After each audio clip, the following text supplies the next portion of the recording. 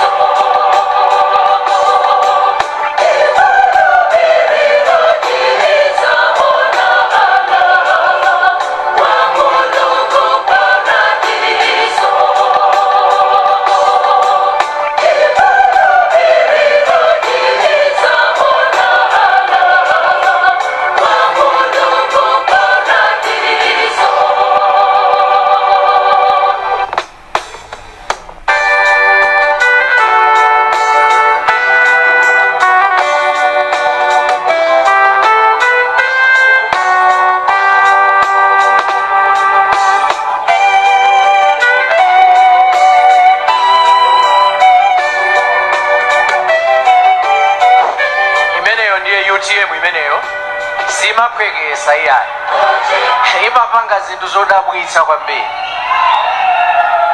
Always creative, ni mmene tizayendetsereso dziko mmenemo.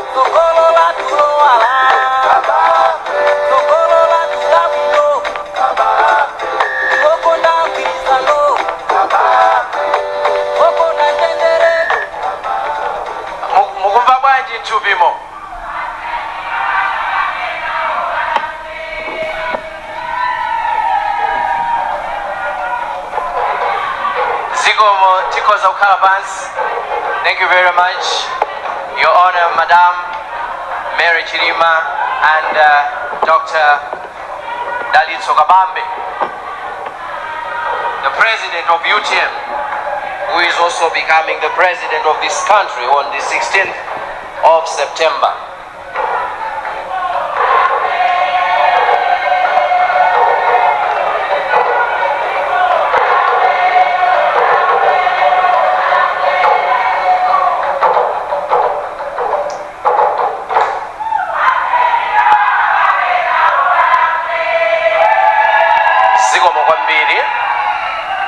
Nthawi ino tafikano kumapeto kwa programu yathu ya manifesto ndamenewo mukawerenga ndithu komanso kugwiritsa ntchito njira zamakono timapepala timene mwationa pa tebuloto. Musavutike ndi kulimbana ndi kutenga manifesto ya chibukhuyo, mukhonzanso kungopanga scan mafoni anu ambiri amakwanitsa zimenezo, mupanga scan pamenepo muona kuti ikupatsirani manifesto yonse ya UTM ndime zosiyana-siyana. Kwinanso kumene muli ma QR codes amene wapangidwa distribute ma social media platforms mosiyana-siyana kuti anthu kumeneko mukwanitse kwa kupeza manifesto yathuyi. Izi zanenedwa pano nzochepa chabe. Manifesto imene muli zinthu zambiri. Ana sukulu amene mukuperephera kupita usukulu chifukwa cha fees musadandaule, zanunso zilimo mmenemo. Nthawi ino ndimafuna kuti tapatse mpata atolankhani angofunsa mafunso okwanira 4 okhuzana ndi manifesto imene yachitika pano, kuti tikatero tiyimba nyimbo ya fuko lathu, tipemphera, tikatero tiyambe kuona kuli zakudya uko anthu khoza ndithu ena kumadya kusangalalira kuti manifesto yathu ya UTM takhazikitsa. Ndimaona pa social media akunena kuti manifesto yathu ikusiyana ndi manifesto ena onse amene akhazikitsidwa mdziko muno. Chimenecho ndi chinthu cha mtengo wapatali. Tiyamike kwambiri anthu amene amakonza manifesto yathu. Nthawi ndikupatseni mpata atolankhani kuti mukhoza kufunsa mafunso amene ndaneneramo. Microphone alipo uko kuti no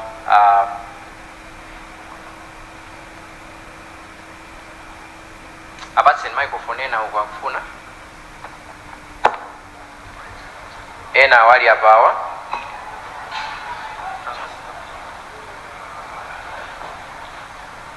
Yeah, bueno. You can raise your hand if you need a mic. Atolankhani. Yes, apo. Papite microphone.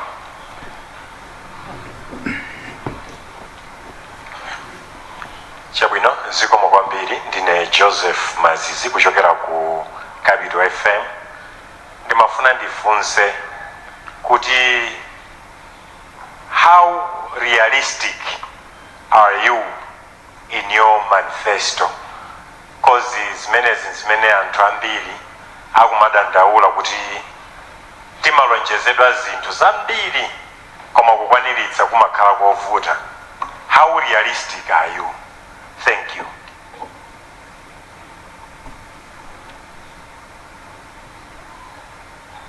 Tingofusira onse 4 ayankhire nthawi imodzi.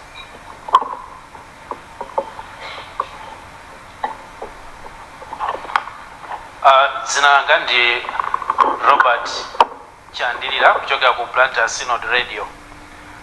Kulemekeza President, ndimafuna titadziwa komanso amalawi ali ndi chidwi kunjako mmene mwakhazikitsa manifesto imeneyi akufuna atadziwa kuti ndekuti chitseko mwachitsekeratu kwa nzipani zina zimene mwina zingakhale ndi chidwi kuti zithe kuyenda nanu limodzi pa zisankho zimene za chaka chino. Zikomo kwambiri. Ndine Kenford Ndima wa Zodiac. Mwayankhulapo nkhani yokuti dziko la Malawi lili m'mavuto akulu a ngongole.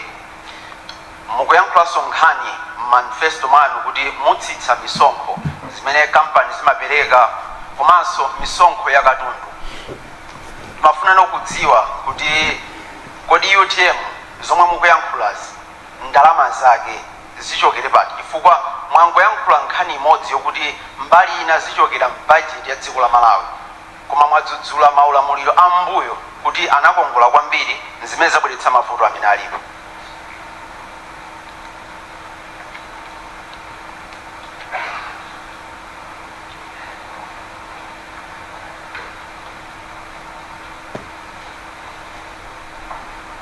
Aliponso wina.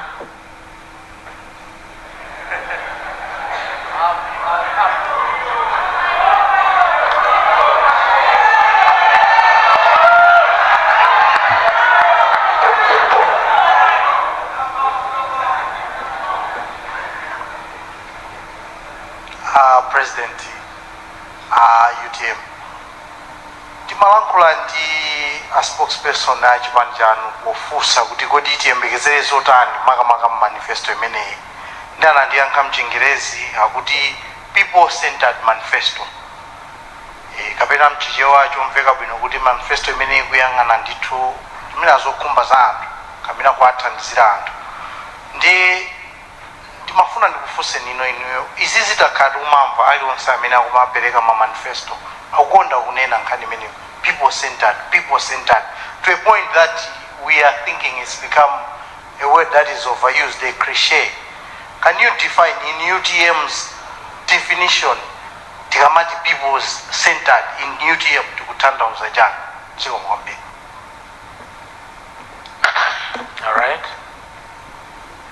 All right, thank you. I'm not a journalist. I have a question in terms of your manifesto is talking much more on promoting manufacturing sector and then even the exportation of goods to other countries. One of the things that affect most exporters is on the hurdles that they face when they want to export their goods outside the country. For example, like there are many processes that they have to go through to export their goods. What plans do you have to lessen these hurdles that the people face? Ndithokoze kwambiri chifukwa cha mafunso ameneyo akwana I think and follow ofunsa funso loyamba la mazizi mafunsa chizungu how realistic are your plans? Yeah, I think kusiyana kwa ife ndi zipani zina zonena kuti zipani zambiri zikungona tidzapanga ndinapereka chitsanzo boma lapano limanena kuti UTM agriculture, tourism, mining, manufacturing ndi amangonena pakamwa zinthu pakamwa ndi akapanda kupangaso ndi pakamwa pomwepo basi pakamwa pabodza ifeyo kusiyana kwathu kwambiri tikuti tikudzapanga overhaul agriculture. Tipanga overhaul agriculture popanga pumping 500 billion kwacha chaka ndi chaka kwa zaka 5. Ulimi wathu wa khasu, ulimi wathu wongodalira mvula watikanika over the years. We need to overhaul our farming system. And kusintha kumeneko zikufunika tikemo ndalama. Mukanena kuti pakhomo pano tifuna kuti tichoke nyumba ya rent tikalowe nyumba yathu, mukagule plot, mukapeze malo, muyambe kumba njerwa, muyambe kumanga, ndiye kuti mukhala ni nyumba yanu muchoka pa rent. And that's how realistic our plans are. Tikunena kuti tikonzese ulimi tikamo ndalama zakuti ulimi utiukonze. Tifuna tiyambe kudalira za migodi tikamo ndalama 500 billion kwa chaka ndi chaka mu ntchito za migodi ndicho linga migodi idzuke. Mu zaka 5 zoyambirira tifuna tidzutse migodi 10. Actually ndikanakuonetsani document print out tapanga cost mgodi uliwonse mene tikufuna tipange develop in the next 5 years. Tikudziwa ndalama zake zifunike pa mgodi uliwonse pa zaka 5 izi titsegula migodi 10.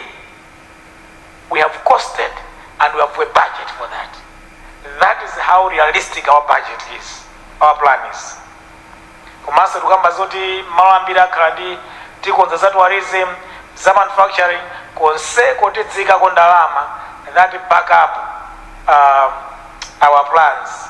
Mukaona MCP akapanga ATMM amangonena, mukaona budget mwawo mupeza kuti budget yafuna alimbikitse migodi koma ndalama zopita ku migodi nzochepetsetsa kwambiri budget. Mulimbikitsa bwanji ugodi pamene ndalamazo mulibe? Ndiye ifeyo our plan is realistic. Chifukwa kuti ifeyo we are putting our resources in our plan. By the way, during the late Bingu Abdulika's regime, I was his budget director. Ndiye I'm familiar. This is my familiar territory. But also area to that, growth and development strategy, I was the economic director in the Ministry of Economic Planning and Development. Timapanga blueprint ya MGDS, it was thoroughly costed. Mukamangonena zinthu popanda budget simungapange deliver.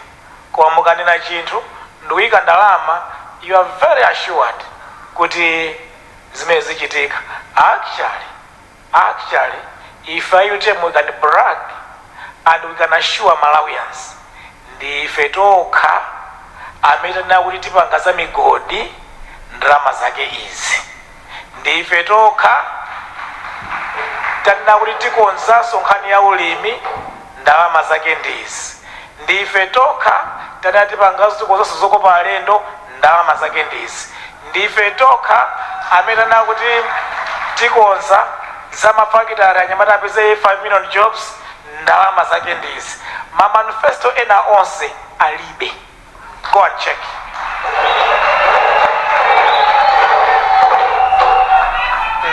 That is how realistic our plan is.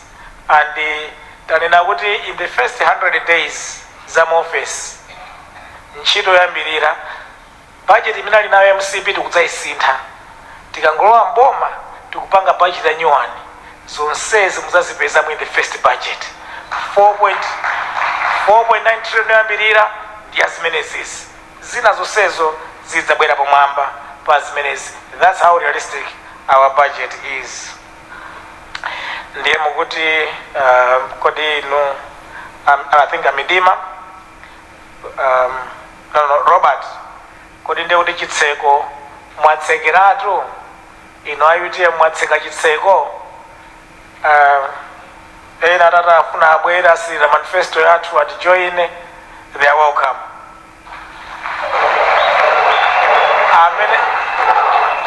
we have our brother, His Excellency Mark Atsongapiri, and the PPM amene asainira dzulo kuti tigwirira ntchito limodzi. Ngati aliponso ena afuna tipange join, our door is open. Our door is open, and we're still actually I think we are still discussing with a few others that also want to come and join us in this fight. Therefore, they are welcome to do that. Nkhani ya ngongole versus reduction in taxes ndifunso limene lilofunika kwambiri kwa ife Malawi, ndi zimene manena kuti ntchito imene ikupa 16 September pita tsogolo ndi ntchito osati ya masewera. Amene akutenga boma pa 16 September akutenga a bankrupt, broken economy. Akutenga dziko limene lili ndi ngongole zimene zi 24 trillion zija, and yet ili ngati nyumba yakuti muli ndi 100 million kwacha akatapira mukupeza 100,000 kwacha pa mwezi.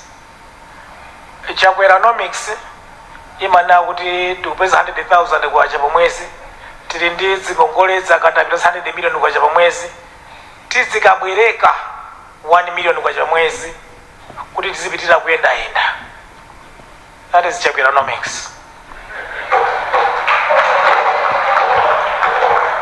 Banja ilili olo mufune musafune mapeto yake mudzikhwedza muzimangira mufa.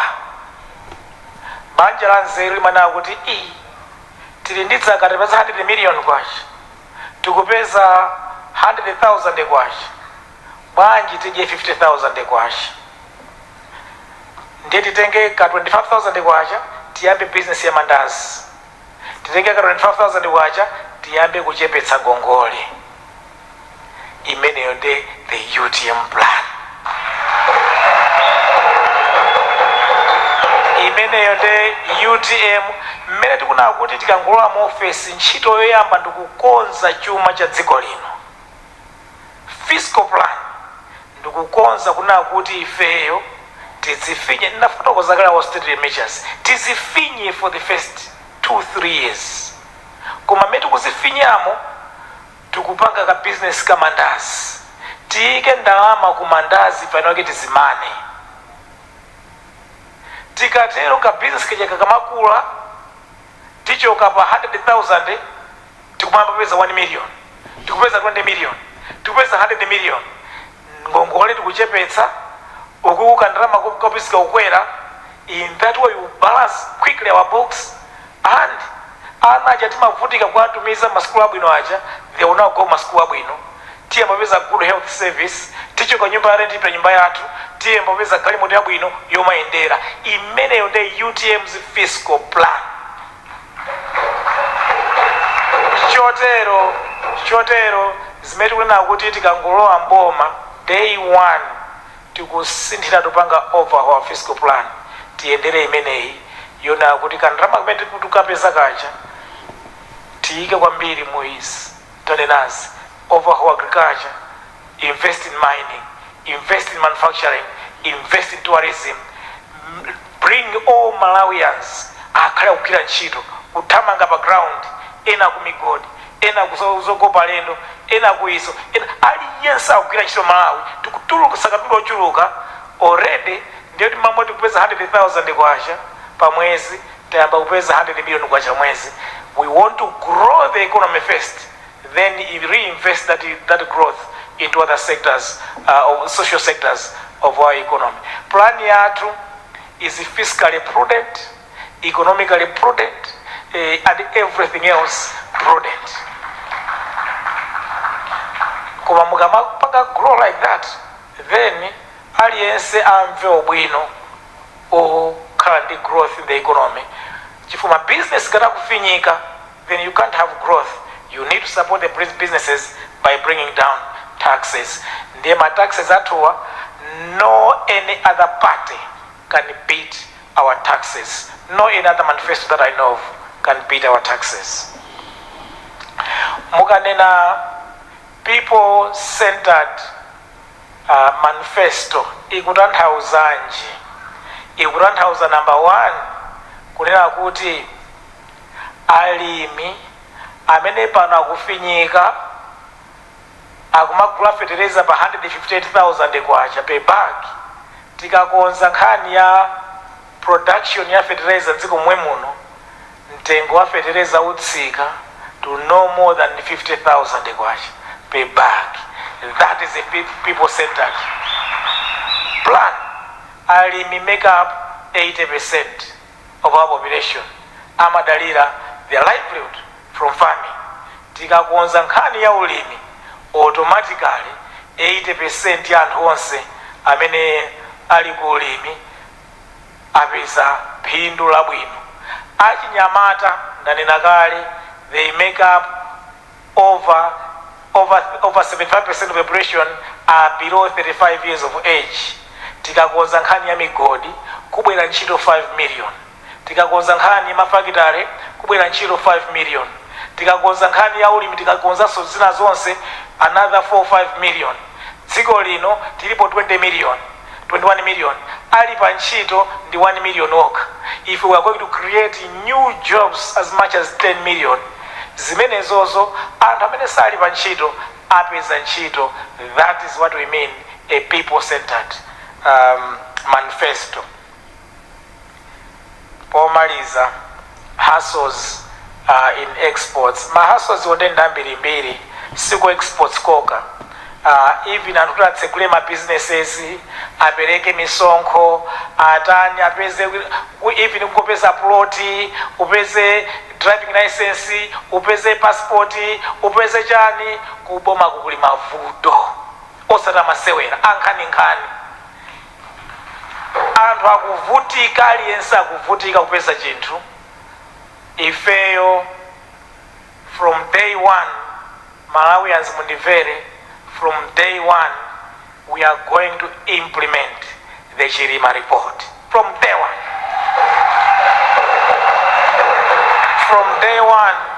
From day one, that becomes a blueprint for public service reform. Tukudzaitenga imene ija anatipatsa kale what we need to do. If you from day one tukudzaitenga imene ija, we are going to overhaul the entire public service in Malawi, make it more business friendly so that we move the country forward. By the way, popanda that reform, ziko lino sipita kuna kulikonse. We need that reform. Atatipatsa kale, atatipangira kale. We just have to have a leadership that can implement that reform. Ndiye mukandifunsa ine a president mukatenga boma pa 16 pano ntchito anu yoyamba day one indeed ineyo ndikupanga announce implementation ya Chilima report, reforms report from day one.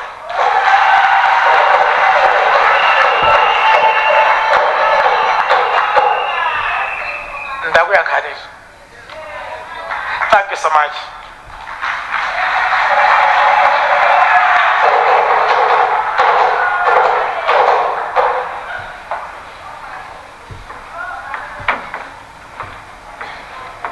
Zikomo kwambiri excellency. Nthawi ino timafuna kuti Mungu upereka manifesto oyimirira ndi mezosiyana. Oyamba titana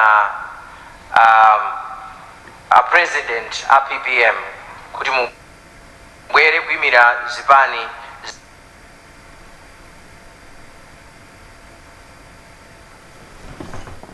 zina zonse zimene zingakhale ndi chidwinso kuti ziwerenge manifesto imeneyi. Komanso titane a deputy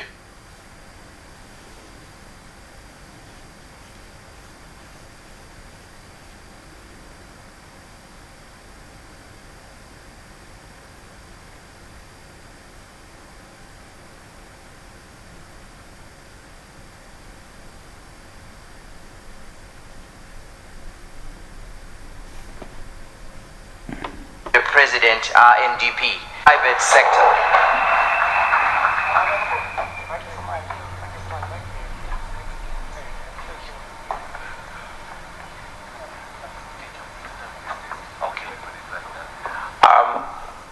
After Honorable Kambala, pabwera George Mchuka Mwale kuyimirira Legal Fraternity. George is out, okay. Then abwere Honorable Patricia Kariati kuyimirira azimayi onse am'Malawi muno.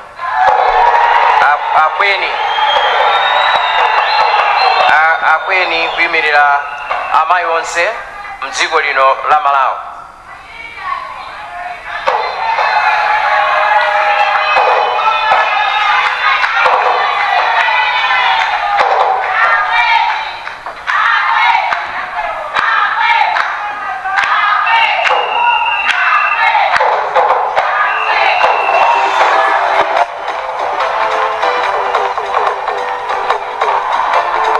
And lastly, Chitane Dokera kuyimirira achinyamata onse mdziko muno. Honorable Dokera kuyimirira achinyamata onse mdziko muno.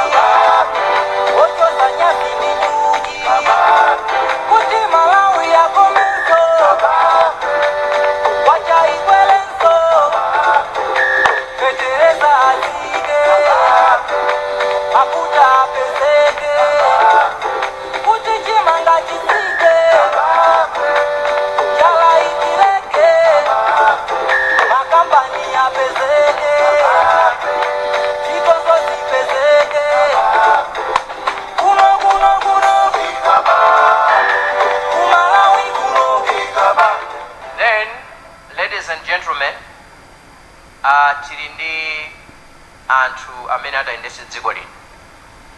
Dr. Dalitso Kabambe komanso running mate wawo Dr. Matthews Ntumbuka. Timafuna kuti the last one akhale ndi photo ya anthu awiri. From office mo adzikakumbutsana. Head faili ndi boma lokhalo limene vice president adagwire ntchito. Bani zina zonse zalephera kugwirira ntchito anthu awiri. Awa akagwirira limodzi ntchito. Ndiye timafuna kuti Dr. Matthews Ntumbuka mubwera kuno limodzi ndi Madam Ntumbuka komanso Madam Bridget Kabambe mubwera akupatsireni manifesto kuti tikatero tamaliza tikupita no segment yolandira chakudya. Zikoma kwambiri.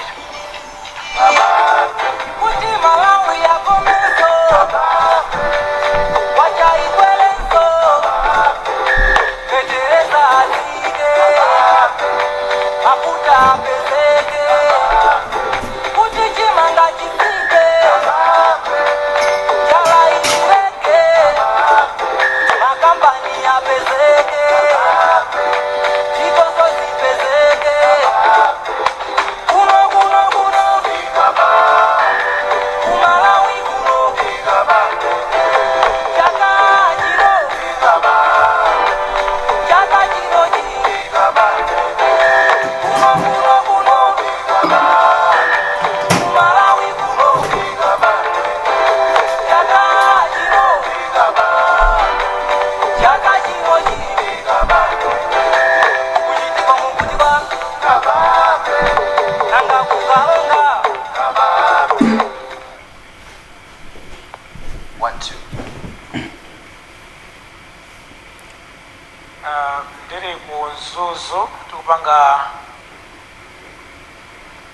graduate kumzuzu ndinanena kuti reform imodzi imene tikufuna tipange ifa UTM tikalowa mboma ndiye kusiya nchitidwe omazunza ma vice presidents. Ifeyo peya iyi tifuna tidzakhale anthu oyamba president and vice president kugwira ntchito limodzi bwinobwino mopanda harassing the vice president kuyambira poyamba mpaka na kumapeto. Anthu mbuyo mwakhala kuzunzana Amalawi ndinu mboni mwaona mmene anthu amazunzikira dziko lino zoti munthu running mate mwagwira ntchito kulowa mboma kukhala vice president ma from day one vice president kuzunzira osati masewera. One reform we are not going to tolerate. Ndiona kuti ifeyo vice president adzakhale respected and the vice president adzagwira ntchito ndi president kupanga implement manifesto imene awiriwo anasankhidwira pa ballot. Chotero ndikupanga my commitment, my covenant to the Malawi people kuna kuti akatisankha pa 16 September pano we could be the first pair amene adzapange respect office ya vice president with dignity, utmost dignity. And also on a lighter note, mnandipatsa dzina kuti ndine economic engineer, they had to respect that. Kuti I can complete, I'm an economic engineer, so I had to complete that. Thank you so much. Thank you very much. You can go and resume your seats. Thank you, Excellency. After the photos.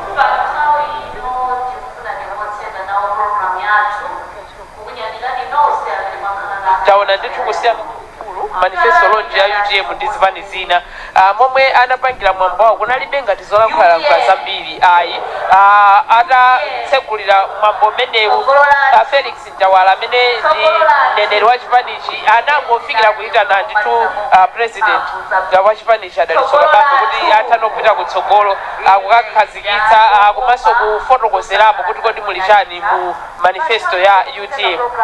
Atatsiriza pamenepo tinaona ndithu kuti kunali panel discussion komwe anabweretsa pamodzi wachinyamata mlimi komanso munthu amene ali katswiri pa nkhani za ndale kutambasula kuti kodi kuno ku Malawi pachitike chiyani, tikufunika kutani kuti Malawi akhale ndi dziko lowakomera lokomera wina aliyense.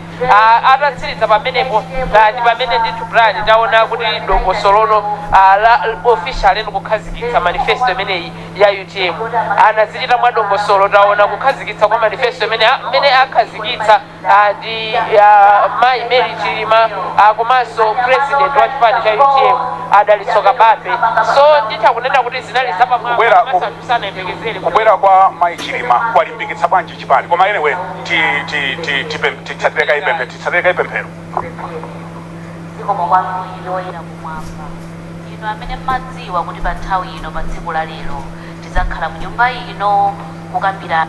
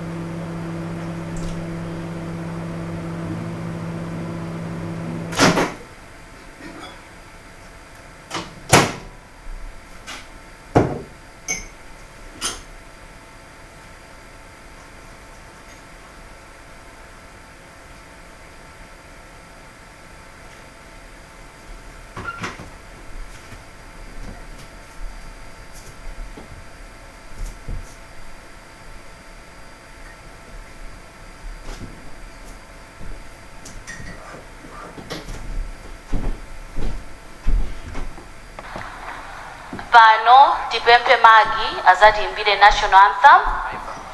no ku Lilongwe ndiye ndimakamba za kupezeka kwa Mai Chilima kwa chita energize bwanji otsatira UTM ena amene wina anafoka momwe ndazionera Brian ndi chinthu chomwe mwina mamemba zambiri a chipani cha UTM samayembekezera. Tinaona ndithu atafika pano Mary Chilima anthu ambiri analodabwa komanso anali ndi chimwemwe kwaona kuti tsopanoyo abwera ndithu kuyamba kukhala nawo pa zinthu zochitika za chipani cha UTM. Unafotokoza Brian kumayambiriro kuti Mary Chilima chipani chimenechi chinakhazikitsidwa ndi amuna awo Malemu Saulos Chilima, kotero zikuapanga iwonso kukhala munthu wa UTM. Koma ndi momwe zinthu zinalili pakati pa imfa ijanali ya dzidzidzi zinali zomvetsa chisoni kwambiri, ende anthu ambiri ngakhala amalankhula kuti ayi kodi ayatuluka liti, anthu amalawiso ambiri nthawi yomwe anali akumvetsetsa kuti lero asanayambe kubwera kumazapanga nawo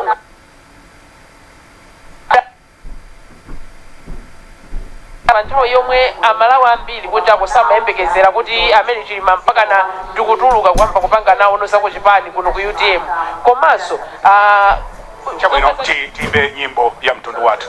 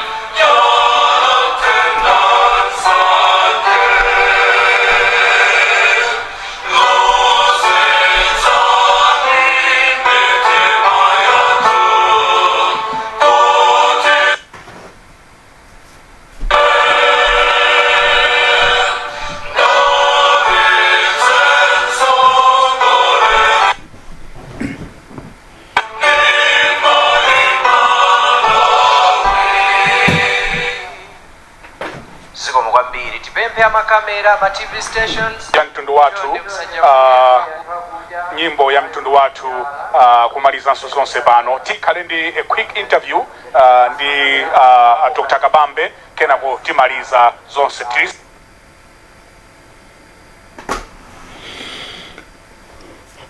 so ndi loto anthu ambiri amachita loto ndiye loto akubwera tikangomaliza pano loto akubwera koma umalankhula mzanga ndithu ndimafotokoza nkhani yakupezeka kwa Mai Mary Chilima pamalo ano ndichakunena kuti ndi chinthu choti chakondweretsa kwambiri mamembala a chipani cha UTM komanso ndi chinthu choti anthu ambiri mwina samayembekezera kuphatikizapo ndikuona Dr. Kabambe nyamusadalikire tikhale limodzi Dr. Kabambe khalani pamenepa funso loyamba kodi ndiye kuti pakati pa thupa tuyankhula ndi president wa amene abwere pa 16 September kwambiri Brian pachaletu funso kwando ndifunsa ndene sinzasinda dzakuyankha chimodzimodzi.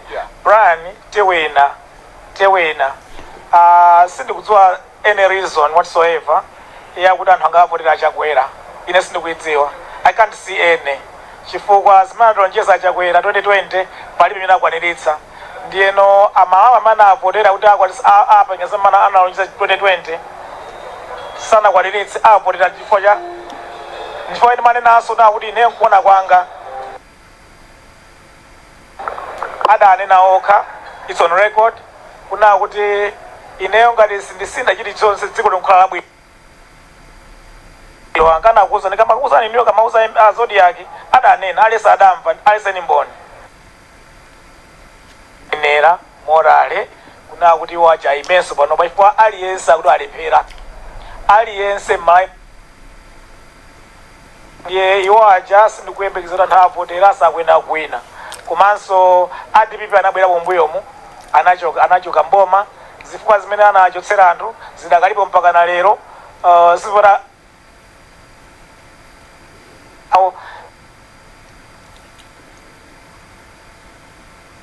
UTM is forming the next government.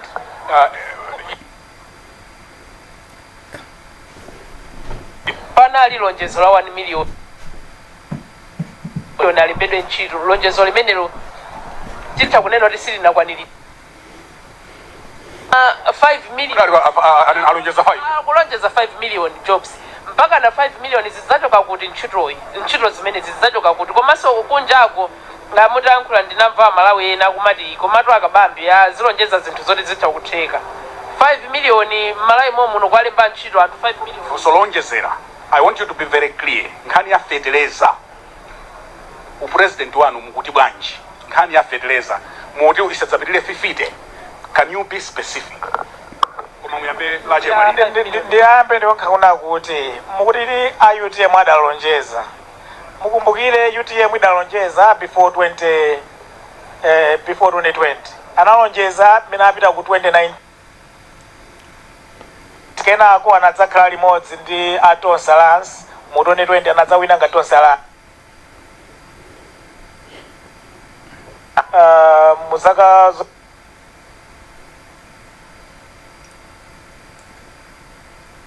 kedwera ina onse mu Atonsa Lance.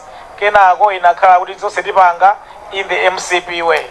Ndiye zimene UTM amalonjeza in the run up masango a 2019 malinga ndi manifesto awo ndikudzasindako pang'ono embellish pang'ono nkulumikiza ndi aliyense masango a 2020 awawa amathamanga ndizo sa MCP abomawa sanadziwe masamu ake kuti zinthuzi tiziyendetsa bwanji. Anthu amene kuti awathandize kuyendetsa amazidziwa zoyendetseraja anayedzekedwa ndiye zotsatira zake sizinachitike. Ndi mafundi yanke mbali imeneyo kuyambirira. Mbali yachiwiri ndiyo tikulonjeza 5 million jobs zitheka bwanji kape we don't mukayang'ana anyamata ambiri angoyenda azochita kandi kulilongwe kandi kupata dziko lonse achinyamata akusowa ntchito. Ine amene mamaliza college 1997 zimakuti ukumachiwa college kuja the next day uli ndi ntchito zambirimbiri kuchita kusankha kutapa kutaya wakayamba ntchito. Lero la nyamata akuvutika kwambiri tiapezere zochita nyamatawa mmetu nati tikatsekula migodi 10 muzaka 5 zoyambirira tikanikirenji kupeza nyamata ntchito tikabweretsanso mafakitare analiko nthawi imeamba ntchito ine ma 1997 kumakata kuja kunali kumakata kunali mafakitare ambirimbiri amene zaka zipita kuta onse tatsekatseka kandi achinalipa brothers achina bata shoe achina mpane makampani ambirimbiri dziko lanapanga zosiyana-siyana onse aja anatsekedwa chifukwa yoti chuma pakati pa chaka chiwenda molakwika tikachikon 5 million jobs it's doable. tilibe choice tikuenda titapezera nyamata nthawi yatithera tikuenda kupezera nyamata ntchito nde ifa UTM tikuwalonjeza nyamata onse kuna kuti want to achieve full employment in Malawi muzaka zochepa zimene tikhale pa utsogoleri wathu chota muzaka 5 izi tipe tionesatiza ntchito zonse zatsekera nthawi yatithera kumigodi zapfetereza zapfetereza ndi 50 ndikupatse masamu 50 kapena 50 ndikupatse masamu afetereza fetereza pa global market world market sana sine mtengo al around $30 per 50 kg bag al around $30 per 50 kg bag mukagwisa ntchito exchange rate imene anthu akunati akugwisa ntchito ya black market akupakusiya pa black market okula fetereza aja ya 5000 kwa akugwisa ntchito ya black market itu akuita black market ena matenga ndrama ku banki at the official rate koma in pricing akupanga offer price as if ndrama jatenga black market akuna just sana ndikakula ndika replacement ndikati kusajili ya black market ndiye akuisa ntchito exchange rate ya black market ndiye black market ndi $5,000 kwa $1 ukatenga $5,000 times $30 per bag ukukwanitsa $150,000 kwacho ndi chifukwa cha petezo ya kuma $150,000 kwacho komano atakwisa ntchito rate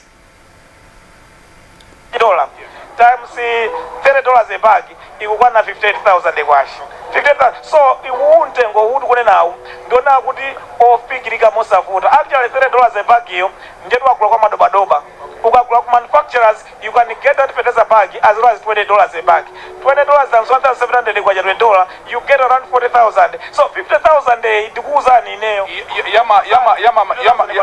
mukhoza kugula kwa ma manufacturers enaso adatuza choncho nanga yo amadziwa amakagula tikuchera kubuchale kumafamasi kulakwika ife tikagula tikwadza mamuna. So anthu amene akavotera akabambe. Yes. Akavote kuti fertilizer mudzagulitsa pa mtengo wanji ndimafuna kuti you should be on record. Osadutsa fertilizer ife tikalamboma pa September pano chaka chino anthu agula osadutsa 50,000 kwacha. Ukumva kafe nkhani. Inde adutsa 50,000 kwacha. Kachambulatu pamenepo. Inde mwachambula. Ndiye kuti timawina tisadzavutane ya. Kumudza kutaso ndaniso.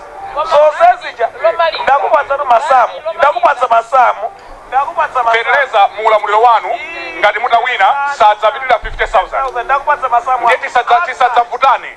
Honorable Kabambe tisadzavutane. Mudza kutaso ndaniso. Mudza kutana ndani. Timavutana. Ndikomaliza ma advisors pano muli ndi ma advisors mukuti mukazakha president you use ma ministers ngati ma advisors pano muli ndi ma advisor. Yeah, pano muli ndi ma advisor. Yes. Pano pananga si we can afford ourselves. Chipona ndicho kuchipani kwathu kusiti timalipirana ni masalary. Nde they are working not on salary. So ndi asilikali to 70 asilikali tukagwira ntchito. No one is getting paid. Koma when it comes to the public base, Brian, we have no choice. Ndalama zimene pomali kutolera 3.4 trillion. Muli ndalama 1.7 trillion yomapereka ku Ngongole, 1.7 trillion yopereka ku masalary aboma. The only way to balance up your books, muyangane wage bill aboma kwambiri. Ku State House kuchera 1000 ena ambira jamauza uri sorry. Siziteka kuti tikhalira 1000 ku State House. Ma ministers mwauza ndo zona sizingateka ukani ma ministers oposa 18 mwauza zona ma PS ma ministers 14 ndi 18 sizapitira 18 ma PS mwauza ma PS sizingapitire this komanso members tichepetse kwa sizingapitire this chifukwa kuti ndramazo we need to create fiscal space tikalipira Ngongole zija tichepetse kwambiri kwina kuzoso zipanga spend zina ndamaza zipita ku zinthu zina. Yeah, that's why it is very important mumakamba nkhani ya nepotism kuti osatengera munthu chifukwa kuti ngwa kucholo kapena ngwa kulilongwe. Is this real? Sitidzaona akabambe atadzadzana kubomaku maboma osewabwerawa vuto limene akabambe walipo ambiri akabambewa maboma osewabwerawa vuto limene akhala kupanga perfect ndilira losankhana mitundu nepotism, cronyism and tribalism. Ifeyo we are going to put a total and complete stop on this. Kuyambira pa 16 September patika ulamboma. Ifeyo azibale anu sitidzaona mboma. Tidzasiya kufunsa azibale anu sitidzaona mboma. Saudi kuti Brian akuchokera kuti tidzangoti as long as you are a Malawian ife tidzangangana merit kodi position ikufuna chani tidzampanga higher yekaya amene akupanga best suit that position. That's all.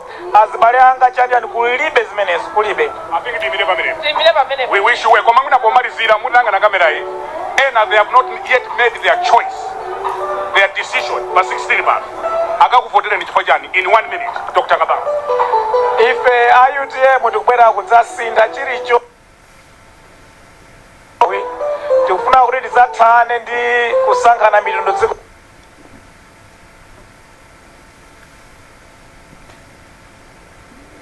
ulimi tazikonzanso ntchito za migodi tayikamo ndalama zokwana titsegule migodi 10 muzaka 5 zoyambirira tabweretsanso kapangidwe ka zinthu mafakitare zapeze ntchito tizakonzenso ntchito zokopa alendo dziko lino ife